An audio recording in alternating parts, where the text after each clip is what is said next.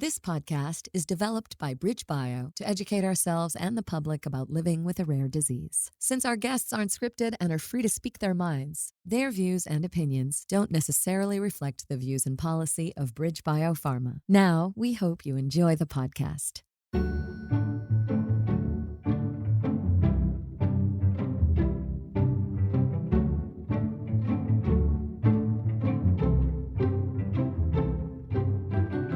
And welcome to On Rare, a rare disease podcast produced by BridgeBio, a biotech company that focuses on developing treatments for rare diseases. We are delighted to have a conversation with Effie Parks. She is a rare disease mom and champion for the broader rare disease community.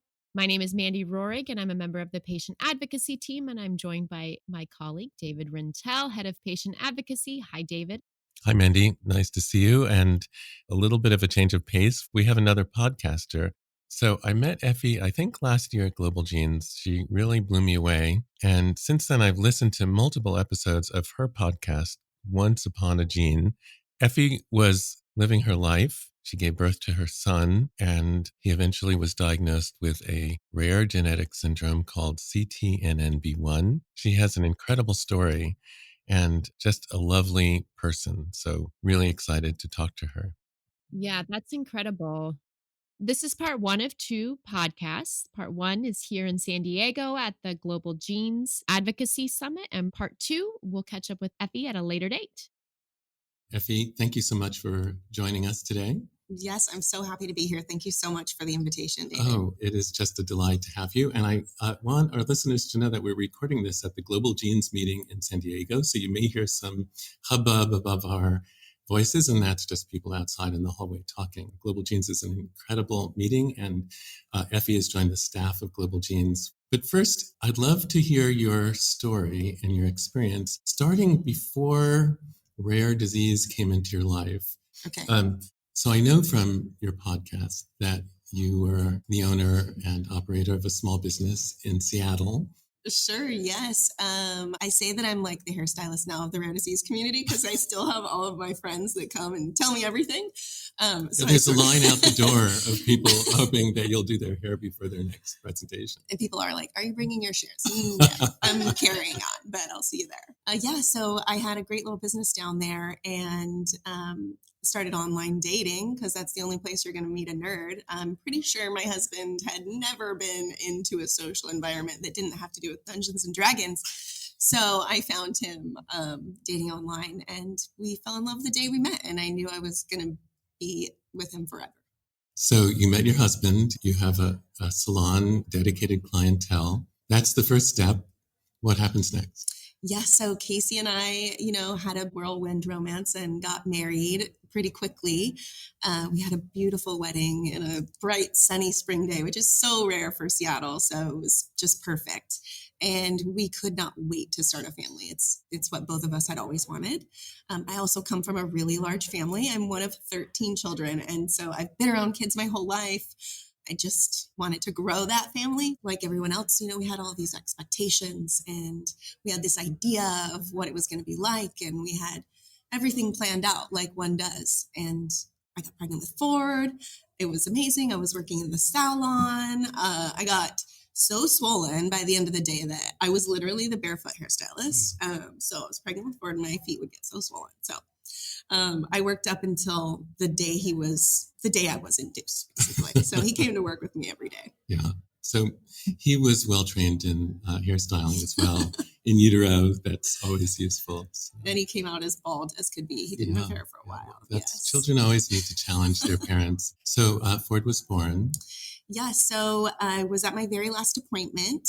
He was due in 2 days, and our midwife looked at me from the computer and her face went white. And she said, "We have to induce you today." And I was like, "What, girl, what are you talking about? Like, I feel great." And she was like, "You're coming back in tonight.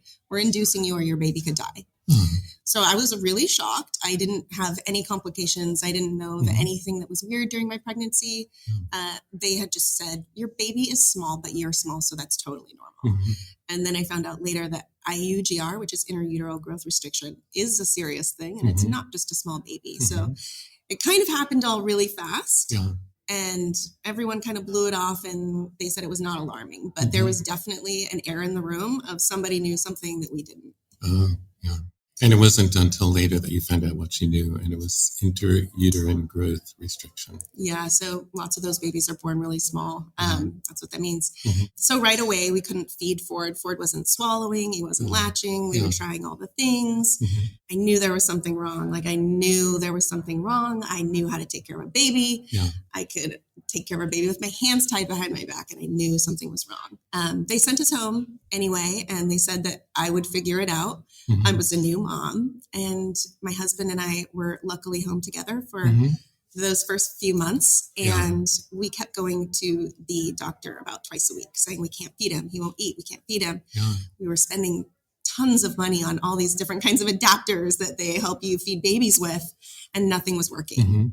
And finally, after 2 appointments a week for almost 4 months, my pediatrician looked at me and she said, I'm really worried about Ford.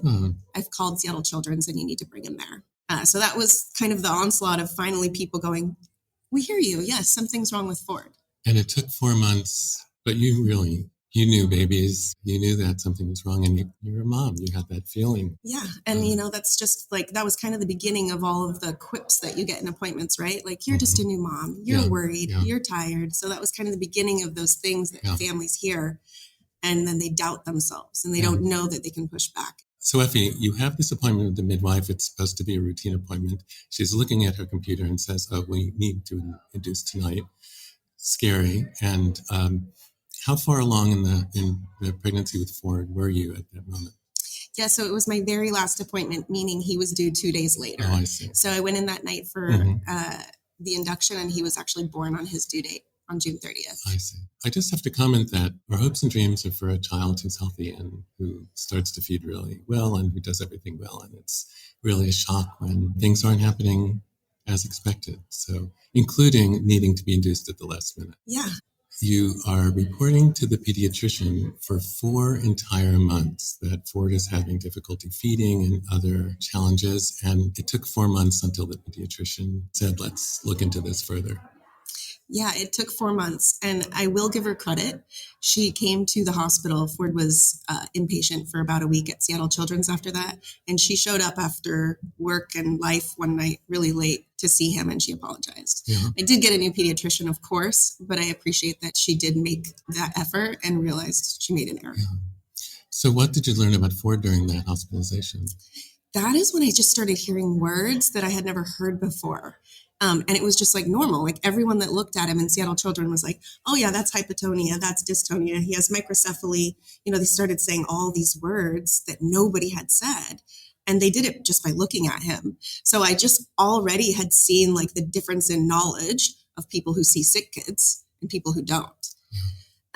So I was Googling, right? I remember them saying microcephaly and I was like, I went to Miami. Did I get bit by a mosquito? Does he have did I do that?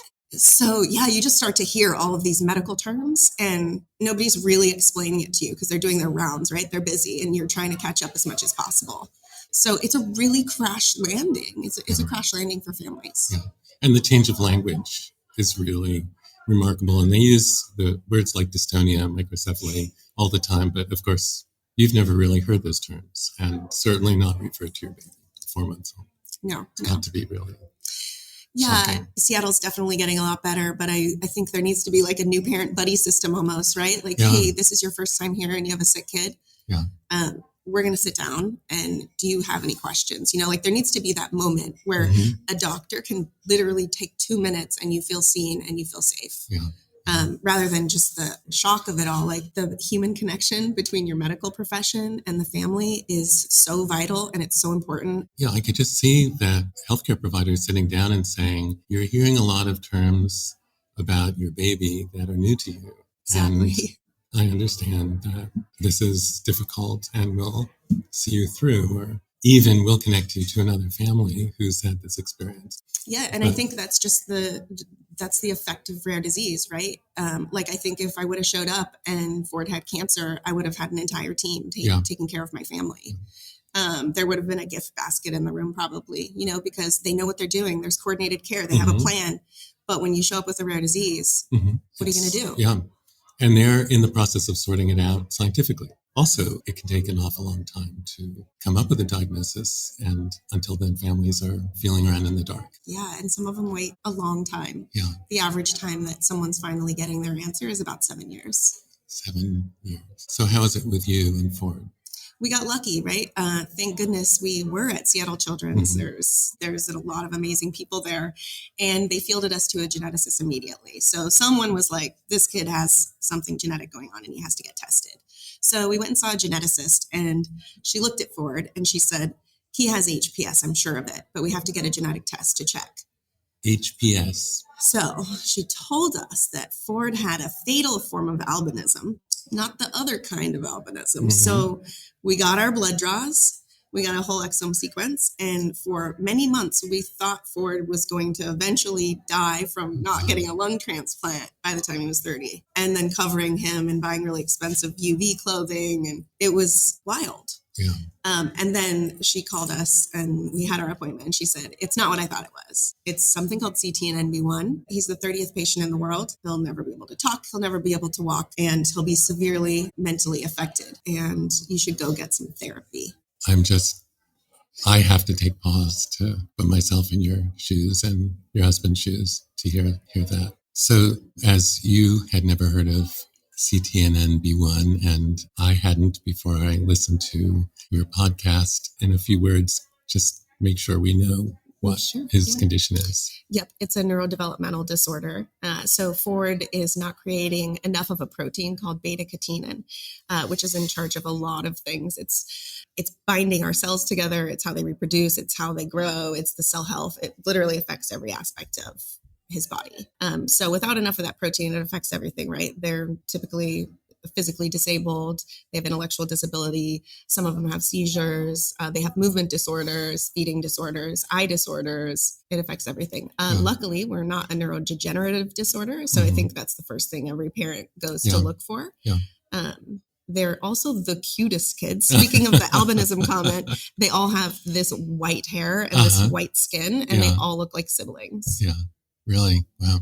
Everyone's rare disease kid just has this like magical air about them, and they change people, right? They change people and how they show up. And it's just something really special about these kids. Yeah. They make people slow down. Yeah.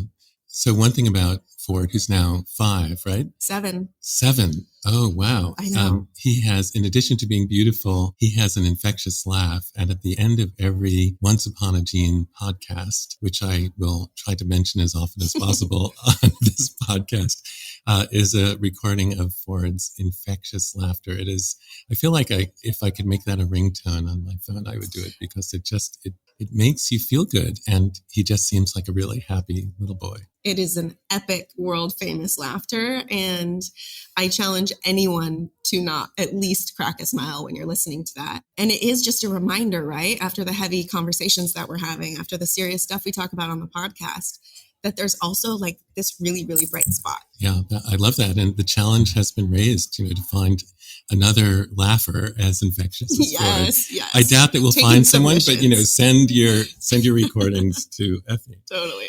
So just going to remind us that we start out that you have a salon, you dreamed of having babies, you meet a wonderful husband, you have a baby, turns out differently than you expected. He's diagnosed with this extremely rare condition, told that there are 30 people in the world that have CTNNB1.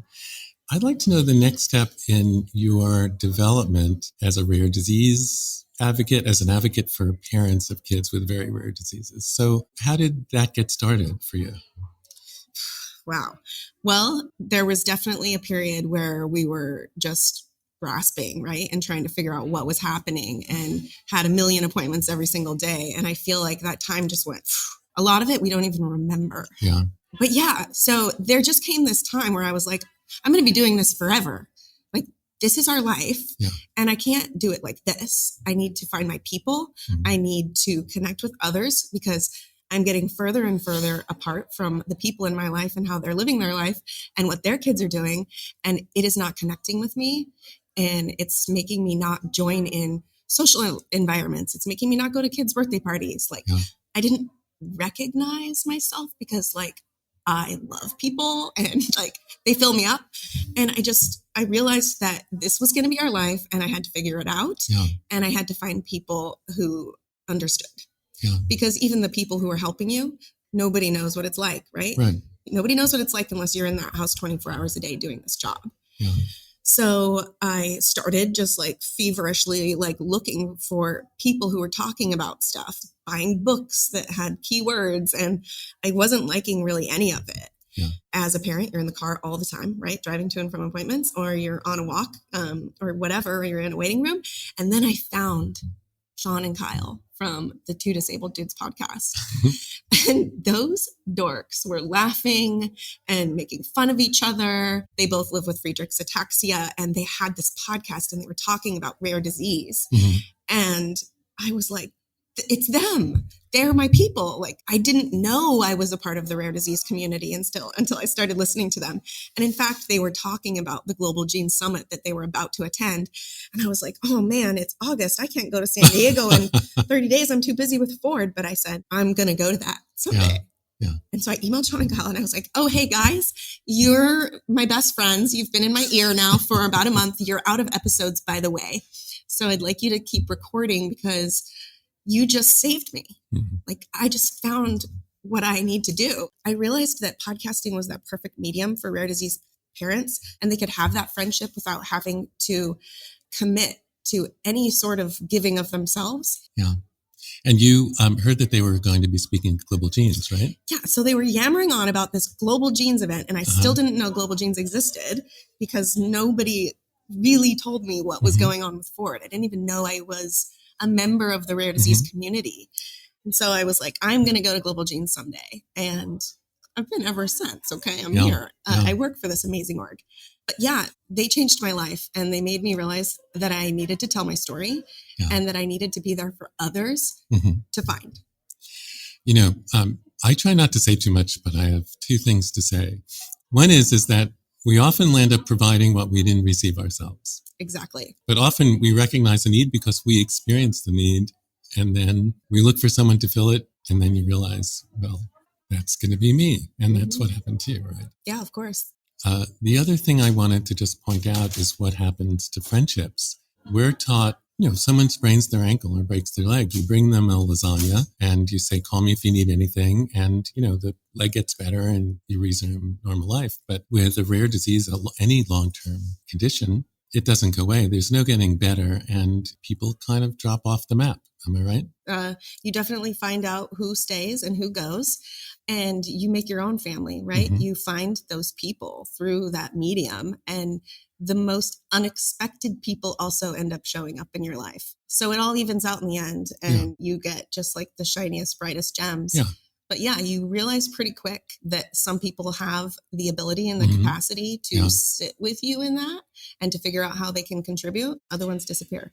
Yeah. And the other thing that happens, and I know this happened to you from like episode 2 of Once Upon a Gene, is that you take your child to gatherings of your friends who have children the same age. And as time goes on, the difference in development between your child and the children of your friends grows and grows, and it's painful. It's extremely painful. And I actually had 6 girlfriends who had babies within like 6 weeks of me. So we were all going to raise our kids together.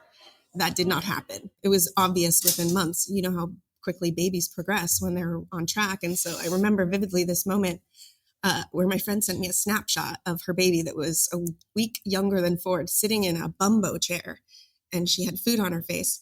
And I was like, oh, I have one of those bumbo chairs. I forgot. Of course, I've never pulled it out.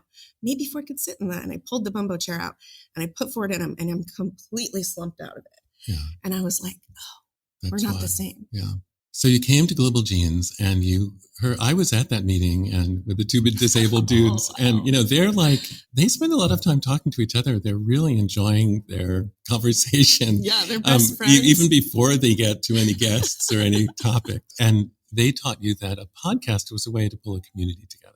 They didn't teach me anything. I just called them and said, I love you. Thank you for saving me. I know what to do now. And I'm so happy you're here. So a podcast came out called Hospital Hair Don't Care. And Daniel DeFabio, whom I'm sure many of you know, was in the hospital with his son, Lucas. He was listening to that episode in the middle of the night. He Googled podcast, Rare Disease. And he found me. Mhm. And I got a message. I was out Christmas shopping and this guy messaged me and he said, "Hi, can I call you?" And I was like, "Why not?" And he called me and I was in a store shopping and he just started telling me a story. And so I went and I sat down on this big comfy chair in a store and he told me all about Lucas and that all he wanted to do was bring him home for Christmas. And we became best friends, basically from that phone call. It was transformational. The other thing to know about Daniel DeFabio is he's a producer and an artist, and he's been involved on The Closer and Curb Your Enthusiasm. So yeah, he's multi-talented, down-to-earth, really nice guy. And Daniel's son, Lucas, had Menkes disease, and Daniel is here at Global Genes. He also started as a Rare parent. He initiated the Rare Film Festival and now the Rare Channel, and he's now a full-time advocate, just like you, Effie. Daniel is the one that really brought me into the rare disease community and let me know that I was a member and I belonged here, because I thought Ford just had CTNNB1 and nobody cared and we had to go home and love our kid. But I didn't realize that there was a great big world, and that was also part of the podcast, right? It was like, now this beacon of like, I'm Effie, I'm here. I love listening to Effie. I am incredibly inspired by her story, where she went from feeling isolated and helpless and uncertain to this incredible leader and really growing and developing a community, not just for herself, but also for other parents who also needed that feeling of connection. Mandy, one of the challenges for families living with CTNNB1 is the fact that it's so rare, not well understood. There's no treatment available, and there are challenges building a community with such a rare disorder. But I think what really moved me most was that she's listening to a podcast from the two disabled dudes. And then she contacts them saying, "You're my new best friends," because she finally found people who understood what her experience is. And then she's in the same position as the two disabled dudes as she hears from Dan DeFabio. He's sitting in the hospital and he's just listened to her podcast, and he reaches out to Effie, and Effie calls him, I don't know, at midnight or whatever, and they connect because Dan is the dad of a little boy with Menkes syndrome and has very similar experiences, being the parent of a child with a very rare condition. And the take-home message here is that podcasts can bring people together. Podcasts build community. Could be really the beginning of a long connection, of a lifelong connection. Agreed. And the connections continue in part 2 of this podcast. In the meantime, I would really encourage you to listen to Once Upon a Gene, check out Two Disabled Dudes podcast. And if you want to learn more about CTNNB1, please check out CTNNB1Foundation.org. You can also check out Global Genes at globalgenes.org. At On Rare, we also hope to bring people together as a community. So please write us at onrare@bridgebio.com. A very special thanks to our producer, Amy Brooks. And if you like this podcast, please subscribe. I hope you'll join us for our next conversation on Rare.